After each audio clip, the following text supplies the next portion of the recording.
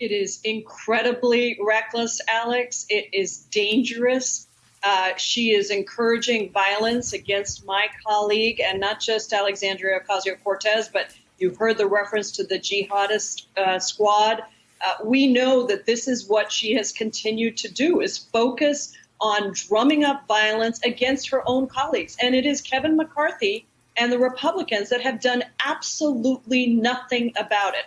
They have basically winked and said, you know what, we're okay with this. And so it's intolerable and it is dangerous.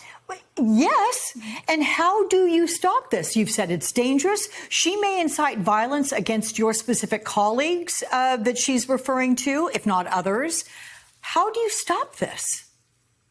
Well, you know, there are all kinds of things that have been tried. I mean, there is a censure resolution. It hasn't been brought to the floor yet. There is a resolution to kick her out of Congress. At the end of the day, you know, I think that we do have to also make this about the Republican Party because they are allowing this to continue to happen. So we will also have a letter out on this topic. But I don't know the answer to that, Alex, because obviously she is out there with Donald Trump. Let's not forget whose rally that is that she is speaking at, with Donald Trump, continuing to foment violence against members of Congress, just like was done on January 6th. I don't know. I think word has to be sent directly to those people who voted her into office. I mean, that's where it all started, if you think about it. Let me talk about something else that she had to say yesterday, which was she's showing interest in being involved in the House Select Committee that's going to establish and investigate the Capitol riot. Let's take a listen to what she said.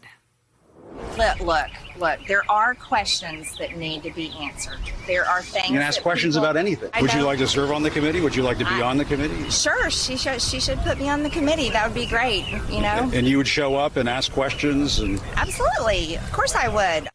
Okay, let's make the point again that she currently serves on no committees, but thinks she should potentially be placed on this select committee. She has also recently promoted the unfounded claims that Antifa or the FBI might have somehow been involved in the Capitol riot. So what goes through your mind when you hear she wants to be on this select committee that investigates this attack? Well, I try not to waste much time on her because she is ludicrous and dangerous. You know, the idea that she would serve on the committee would be a giant slap in the face to all the families who lost loved ones, who were wounded during the January 6th attack. I mean, it would be like putting the defendant on the jury. It is absurd. And, you know, clearly she hadn't really thought about it either in the way that she answered that question. So it's not going to happen. There's no way Speaker Pelosi will allow a January 6th select committee with Marjorie Taylor Greene. I can assure you of that. Okay. So that letter that you mentioned, what's that letter about? To whom was it sent? What's the purpose of the letter? Will it be sent? We're working on it right now, and it will be to the House Majority Leader, Kevin McCarthy.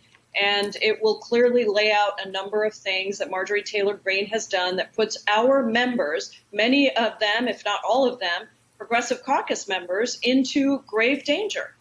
The death threats go up when she does these things against our members. That is unacceptable. And so it will specifically say to Kevin McCarthy he needs to take action on this issue. And who's signing that letter?